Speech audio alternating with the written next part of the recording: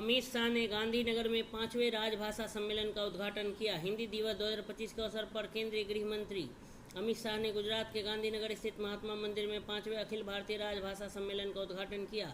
इस अवसर पर विभिन्न केंद्रीय सरकारी विभागों के 7,000 से अधिक अधिकारियों को संबोधित करते हुए उन्होंने मातृभाषाओं के प्रति सम्मान और हिंदी को एक लचीली व विकसित होती राष्ट्रीय भाषा के रूप में बढ़ावा देने की आवश्यकता पर जोर दिया। कार्यक्रम में भाषाई सह अस्तित्व और भाषा नीति में नवाचार की दिशा में नई पहलें सामने आई। हिंदी और क्षेत्रीय भाषाओं के बीच सामंजस्य।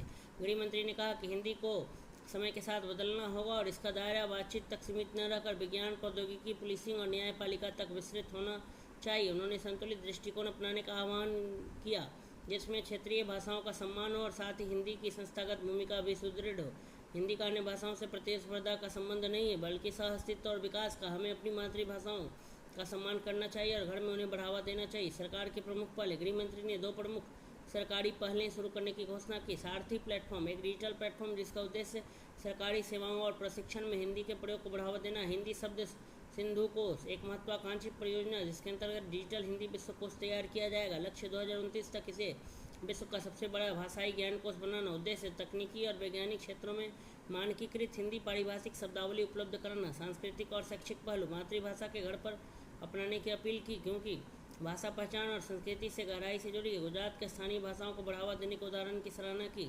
भाषाई विविधता को मजबूत और एकीकृत भारत की नींव बताया। राष्ट्रीय सहभागिता और उद्देश्य। इस सम्मेलन में विभिन्न मंत्रालयों और विभागों के 7,000 से अधिक अधिकारियों ने भाग लिया। सम्मेलन का लक्ष्य हिंदी और क्षेत्रीय भाषाओं के बीच समन्वय को बढ़ावा देना, बहुभाषी प्रशासनिक व्यवस्था को प्रोत्साहित करना, हिंदी की तकनीकी शब्दावली का विस्तार करना, राजभाषा नीति के क्रियान्वयन की समीक्षा करना। सम्मेलन का महत्व।